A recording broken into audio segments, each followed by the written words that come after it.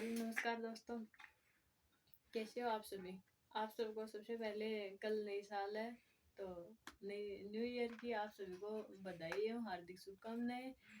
और 2023 आपका जैसा हो बीत गया है और 2024 कल से स्टार्ट होने जा रहा है। तो हम अपनी क्लास की बात करते हैं। हमने पिछली क्लास में कार्बोहाइड्रेट है, यूनिट 3 है ऑर्गेनिक केमिस्ट्री की, उसमें हम कार्बोहाइड्रेट सबसे पहले हमने ये देख लिया था कि कार्बोहाइड्रेट होते क्या हैं, कार्बोहाइड्रेट को हम कैसे पहचान पाते हैं कि ये कार्बोहाइड्रेट है या नहीं। ये मैंने आपको पिछली वीडियो में मैंने बताया था। और मैंने पिछली वीडियो में आपको ये भी बताया था मोनोसेकेराइड क्या होता है। और हम कार्बोहाइड्रेट देखने के बाद हम ग्लूकोज को हमें क्या पता होता है, ये ग्लूकोज है, ये फ्रक्टोज है, मैंने ये भी बताया था। और हम ग्लूकोज से ग्लूकोनिक अम्ल बनाते हैं, थोड़ा उसके बारे में भी हमने डिस्कस किया था। और जिसके बाद हमने शुरू कर दिया था मोनोसेकेराइड की रासायनिक अभिक्रिया यानी केमिकल रिएक्शन। केमिकल रिएक्शन में भी हमने पहली एसिटिलीकरण हमने कहा था कि एसिटिलीकरण है ना, हमने इसके बारे में आपको बताया था कि ये हम ग्लूकोज और फ्रक्टोज दोनों के अंदर देखेंगे। तो मैंने ग्लूकोज के अंदर आपको पिछली वीडियो में मैंने बता दिया, लेकिन मैं आज आपको फिर से बताऊँ, क्योंकि अगर आप ग्लूकोज वाली वीडियो आपने नहीं देखी तो आपको फ्रक्टोज वाली समझ ऐसे नहीं आएगी। तो मैं आपको फिर से रिपीट कर देती हूँ। तो सबसे पहले हम एसिटिलीकरण के बारे में पढ़ रहे हैं, जिसके बाद मैं आपको इस वीडियो में PCl5 के साथ बताऊंगी ईथर निर्माण या मेथिलीकरण कैसे होता है वो भी बताऊंगी। रिडक्शन यानी अपचयन कैसे होता है, ऑक्सीडेशन यानी ऑक्सीकरण कैसे होता है, वो सभी मैं आपको आज इस वीडियो में बताने वाली हूँ। सबसे पहले एसिटिलीकरण, सबसे पहले इसका फॉर्मूला तो C6H12O6 होता है मोनोसेकेराइड का, जो मैंने पिछली वीडियो में बता दिया था। अब हम एसिटिलीकरण देखेंगे। सबसे पहले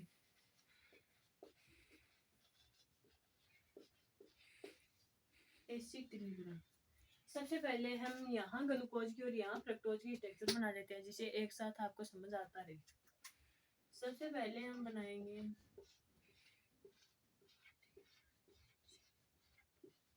आपको 6 कार्बन बना देते हैं, इसमें सभी में हाइड्रोजन जोड़ लेने हैं। जो नीचे नीचे होगा उसे CH2 बोलेंगे, इस सभी के OH ग्रुप जोड़ देंगे।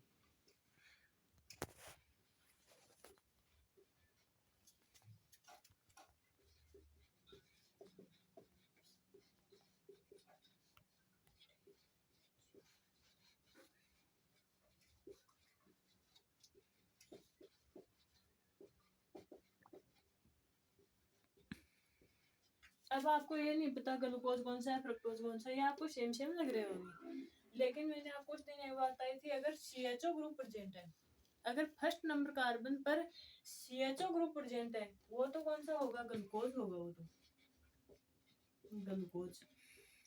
और अगर सेकंड नंबर कार्बन पर डबल बॉन्ड ऑक्सीजन प्रेजेंट है, यानी फर्स्ट ये वाला सेकंड वाला कार्बन है ना, इस पे C double bond O present है, तो ये फ्रक्टोज है, तो हम इसको बोल देंगे फ्रक्टोज।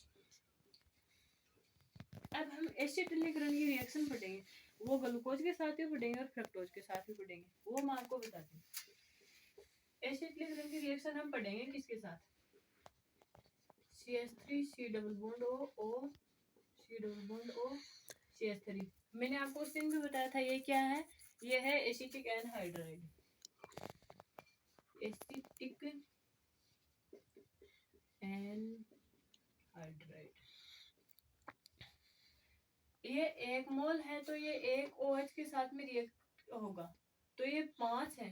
CHO ग्रुप को नहीं छेड़ना है, और इसमें C double bond O group को नहीं छेड़ना है, इससे ऊपर वाले को भी नहीं छेड़ना है, इसमें इससे ऊपर वाले को भी नहीं छेड़ना है। और अगर आपकी मर्जी हो तो आप ऊपर वाले को कर भी सकते हो, लेकिन आपको इस C double bond O group को तो आपको बिल्कुल नहीं छेड़ना है, एक CHO को। तो ये 2 कार्बन तो आप घटाए दो, तो इसमें 5 बचे। इसमें मान लो कि आप ये करा रहे हो ये रिएक्ट, अगर आप नहीं भी कराओ तो भी कोई बात नहीं, अगर कराओ तो भी कोई बात नहीं है। तो 5 है, तो यहाँ पे हम 5 बोल देंगे। सेम इसी के रिएक्शन फ्रक्टोज के साथ में भी कराएंगे, 5CH3 C double bond O C double bond O CH3। तो ये रिएक्शन होगी AlCl3 की प्रेजेंस में।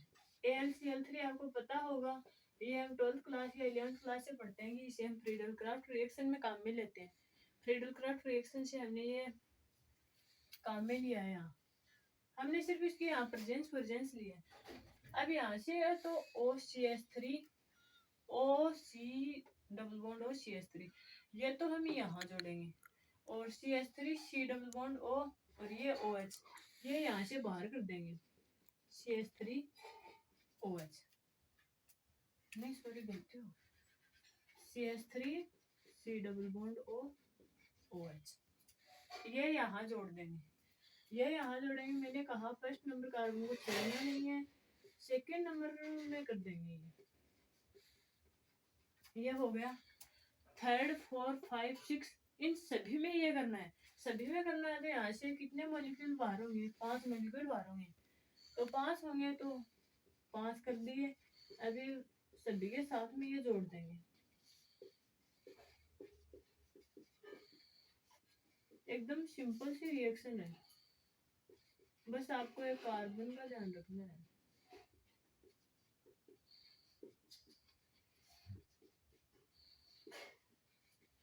ये तो हो गई ग्लूकोज के साथ में।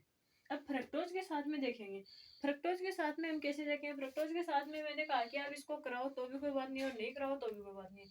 तो चलो हम इसको करा देते हैं। इस कार्बन को तो नहीं कराना है, ये तो हमें कन्फर्म पता है इसको नहीं कराना, तो हम ऊपर वाले को करवा देते हैं।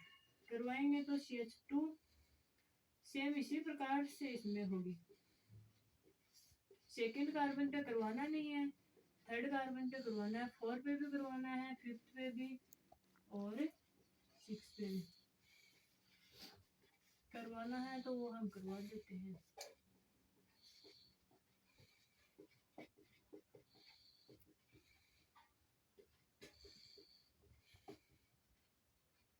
हमने पीछे की वीडियो में ग्लूकोज का देख लिया था, लेकिन हमने फ्रक्टोज का नहीं देखा।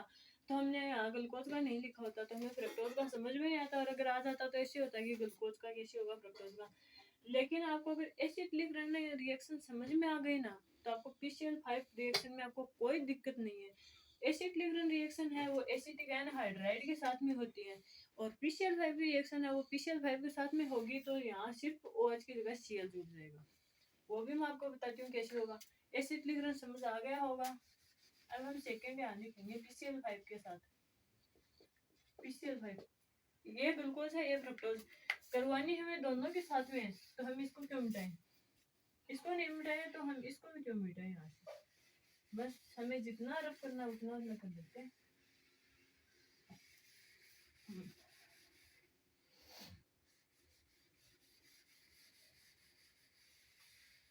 ये हम इतना रफ नहीं करेंगे। तो अब हम PCl5 के साथ रिएक्शन PCl5 के साथ भी वही होगा कि इस कार्बन को और इस कार्बन को CH और C डबल बॉन्ड कार्बन है ना, हमें इस कार्बन में कोई परिवर्तन नहीं करना है। अब हम PCl5 के साथ में करेंगे। PCl5 के साथ में रिएक्शन। यहाँ क्लोरीन 5 है, 5 है तो हम 5 क्लोरीन यहाँ हमें 5 ही जोड़ने हैं। 5 जोड़ने हैं तो हम यहाँ सीधे सिंपल सिंपल जोड़ जाएंगे। Cl Cl Cl Cl। ये लो। अगर आपको एसिड समझ आ गया तो PCl5 तो इजी है। यहाँ भी हम PCl5 के साथ में करवाएंगे ना, तो यहाँ Cl यहाँ Cl यहाँ यहाँ और यहाँ, ये PCl5 के साथ में रिएक्शन होगी। PCl5 के साथ में तो एकदम इजी है। इथर निर्माण या मेथिलीकरण। इथर निर्माण या मेथिलीकरण में क्या होगा? उसमें भी ना CHO और C double bond O group तो चेंज होंगे नहीं। जिसके बाद बात आई OH ग्रुप की। यहाँ पे क्या आएगा? इस OH और इस OH के स्थान पर, तो यहाँ पे आएगा OCH3 यानी मिथोक्सी ग्रुप यहाँ पे जुड़ेगा। प्रेजेंस लेनी होगी NaOH की।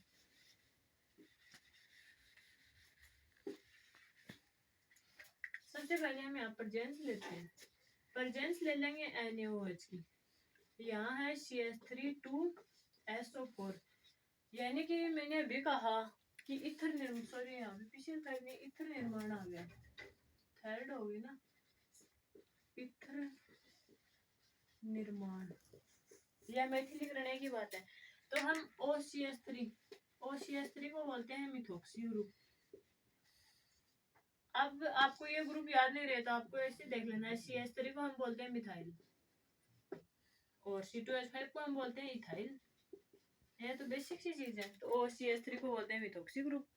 हमें यहाँ पर मिथॉक्सी ग्रुप जोड़ना है, तो हम इसकी रिएक्शन यहाँ से करवाएंगे ना, तो हमें CHO ग्रुप के स्थान पे कुछ नहीं जोड़ना, सिर्फ OH। हमें क्या करना है, सिर्फ यहाँ पे OCH3 ग्रुप जोड़ना है।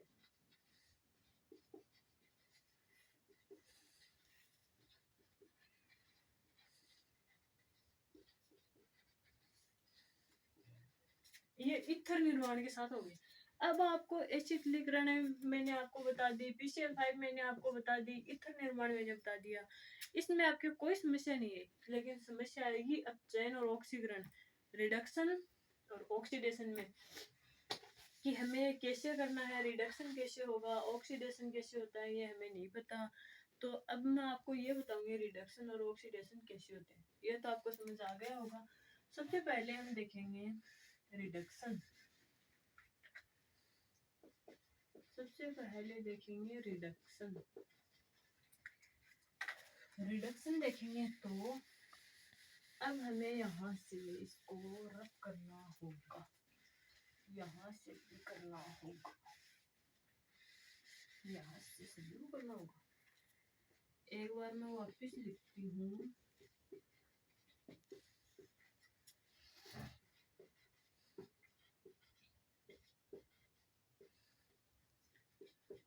CHO ग्रुप को हम ऐसे भी लिख सकते हैं, ऐसे भी लिख सकते हैं।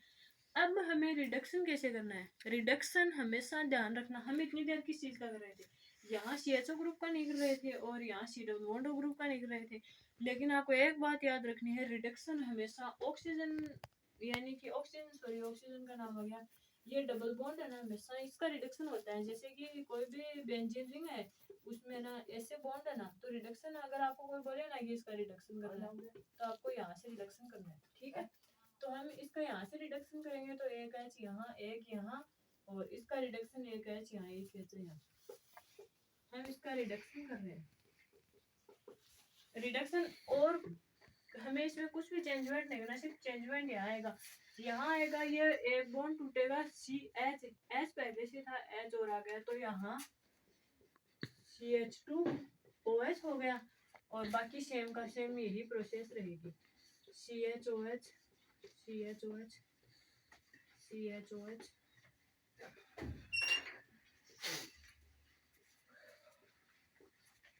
बाकी सेम वही रहने वाला है। अब इसका रिडक्शन, फ्रक्टोज का रिडक्शन होगा। फ्रक्टोज का रिडक्शन कैसे होगा, मैंने यहाँ पे लिखा कि H और H, यहाँ CH पहले से था, H और जुड़ गया तो CH2 हो गया, और OH आ गया। तो यहाँ H तो है नहीं, तो अब H यहाँ अब भी जुड़ेगा, तो CH यहाँ पे एक ही होगा, इसका भी रिडक्शन ही होगा।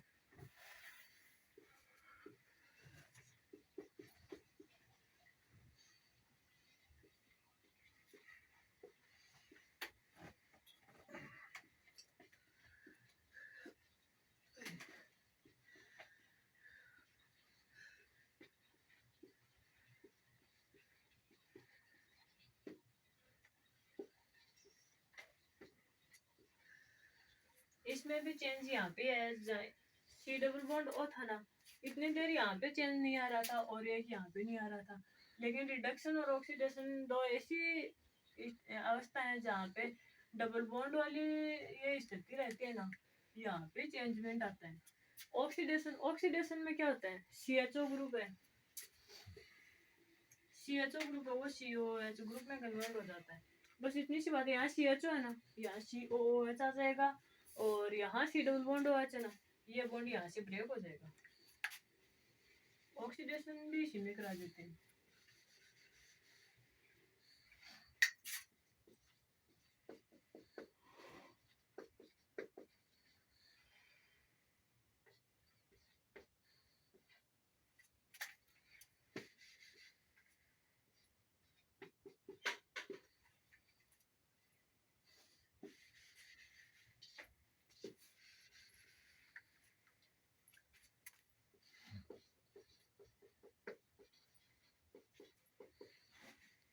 यहाँ पे ऑक्सीडेशन करवाएंगे तो यहाँ पे CHO ग्रुप है ना, तो यहाँ COOH ग्रुप में कन्वर्ट हो जाएगा। बस इतनी सी बात ही है यहाँ पे। तो फ्रक्टोज में ये बॉन्ड यहाँ से टूट जाएगा तो CHOH, ये तो ऐसे के ऐसे रह जाएंगे। और ये इसमें इसका भी ऑक्सीडेशन होगा मतलब, और ये ग्रुप अलग हो जाएगा, जैसे ऐसे हो जाएगा CH2OH COH। Thank you so much.